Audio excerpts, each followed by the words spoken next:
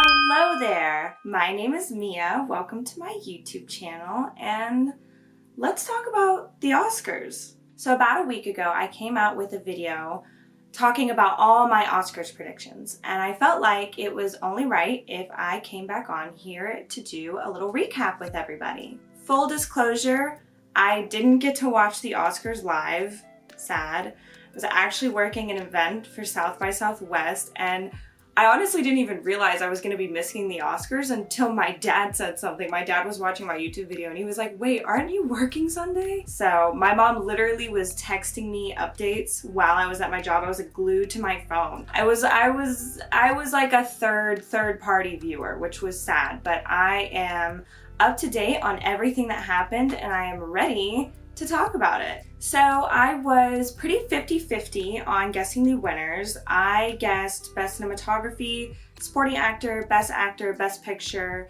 and some other ones I didn't mention, like, Best Animated Film. I was very happy to be wrong about the directing category. The Daniels won for Everything Everywhere All at Once, and they totally deserve it. I mean, nobody deserves it more than them. It really makes me feel just so warm and fuzzy inside. It makes me feel like we are on the right track in terms of progress. So that was a win that I was very happy to see. Best Adapted Screenplay went to Women Talking, which I wasn't super surprised with, even though my guess was for All Quiet on the Western Front. I love to see women succeed. That is always going to make me happy. So shout out to Sarah Polley for winning that award. That's amazing. For me, personally, my biggest upset of the night was Best Original Screenplay. And listen, I have all the love in the world for Everything Everywhere All at Once. I'm going to talk about that even more in this video.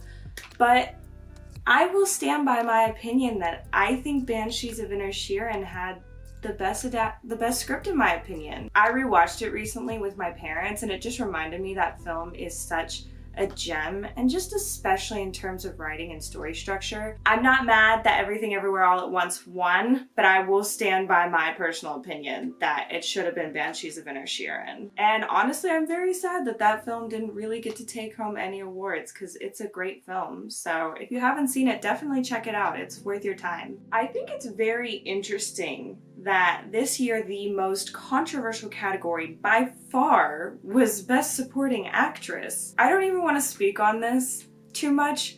I'm not on Twitter. You probably shouldn't be either, by the way, but my boyfriend is, and I know people are very much so not happy with the way that category turned out. And it's a hard conversation to talk about, and I really don't want to say something ignorant or stupid, so I'm only gonna try and talk about this a little bit. I will agree with everybody on the fact that Jamie Lee Curtis did not have the strongest performance in this category.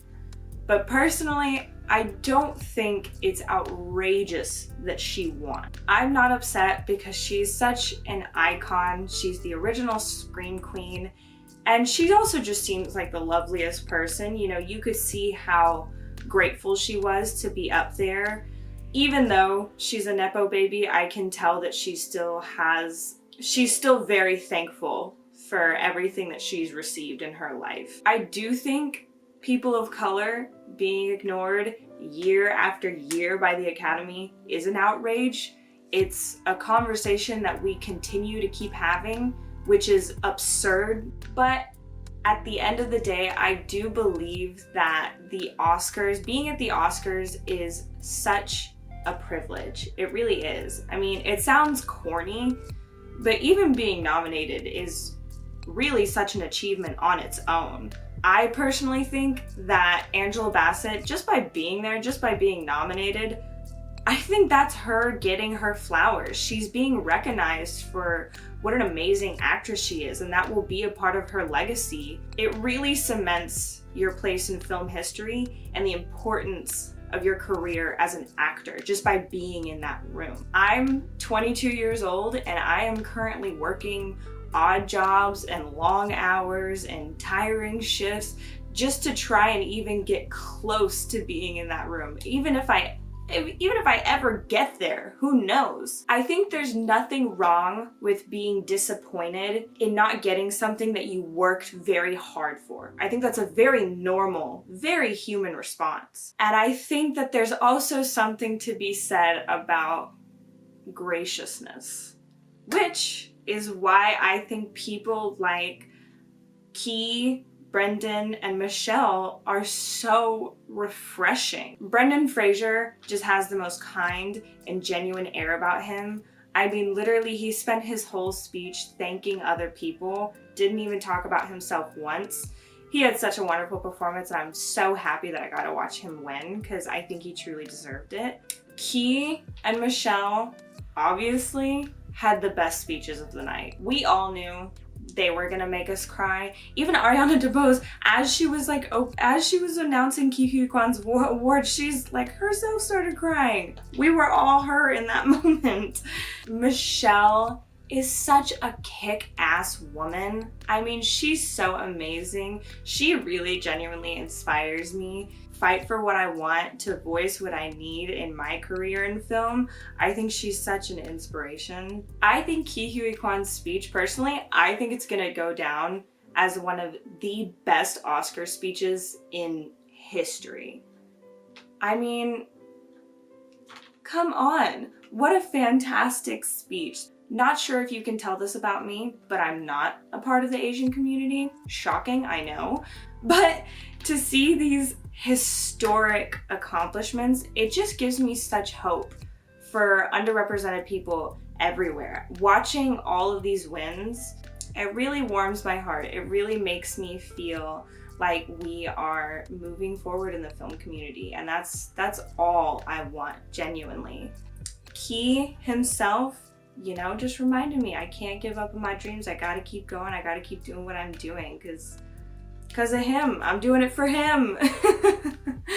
Now, I got a few things on my bingo cards, some of the more obvious ones, which I knew I would get. No internet person themselves presented an award, but I saw a lot of influencers attend the Oscars, and I was totally right that at Guy with a Movie Camera, he was there. I think he was reporting for the Oscars. I saw a bunch of his TikToks that he was like heavily involved, so should have wrote that one more specifically on the bingo card, but I got that one. I wish that I had put Cocaine Bear on there because honestly, that was a good one. That was one of the only things from that night that I was like, okay, that's actually good. That's good, y'all. I did not have Jimmy Kimmel harassing Malala on there because why? And ew. My family and I all agree, they really need to stop with the going into the audience segment. I just don't think anybody enjoys it. It's pretty clear the celebrities don't enjoy it. Crowd at home doesn't really enjoy it either, so they should really, really nix that. And lastly, I wanted to share some of my personal favorite looks that I saw on the red carpets from the Oscars this year. I'm not an expert on fashion by any means, but I am a Texan white woman, and we love to judge. Speaking of Malala, I really, really loved her in this Ralph Lauren number. I love the way that it cinches at her waist. It complements her figure beautifully while still being like very modest. And I love that she wore those cool rings with it. It was the perfect amount of glitter. She wore the red lip with it and then some powerful rings. I think it was such a cute look. Now, I know I'm not alone in this in saying that I am not the biggest Cara Delevingne fan, but I actually really do love this red number on her. I love any look that screams classic Hollywood, and I think that's exactly what this is. I love the color, I love how dramatic it is, and I think she paired the exact correct jewelry with it, which is really important in any look, I think, because, you know, if you have a really big dramatic dress, you don't want to go with big dramatic earrings as well, and I like the way she paired these two looks. It's super classy. Both Michelle Yeoh and Stephanie Hsu looked great.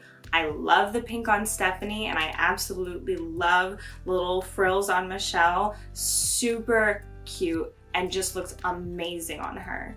And of course, I loved what Florence Pugh was wearing, but I think I just love it because I love her. I love anything that she's in, honestly. She just really owns any look that she brings anywhere. She is that girl. She is her. For the men, I really loved Paul Mescal's white coat with his little red rose. I thought he looked awesome. I haven't heard a lot of people talking about it, but I really liked Paul Dano's look personally. I loved the little bit of sparkle, but not overdoing it. It's very unique while still being kind of understated, not super in your face. And another sleeper, I think, is Harry Shum Jr. Oh my gosh, I love this tux. I love that he did his own take on East meets West. It is so classic, but so new. I think he looked awesome. This was one of the most, I think he was the best dressed out of the men, in my opinion. And that is the 95th Academy Awards, people. It was a fun award season, and as always, I'm looking forward to next year. I hope next year can be just as interesting as this year because I had so much fun making these videos and talking about it with you guys, and thank you guys for really engaging in these videos. I'm glad you like them. I now have 20 subscribers, which is just insane. I know that probably sounds funny to some people, but I really am like over the moon about it. I'm just so happy. I am so excited. I'm just so honored, and I'm excited to be making more content for this channel. So thank you for watching. I'll see you soon.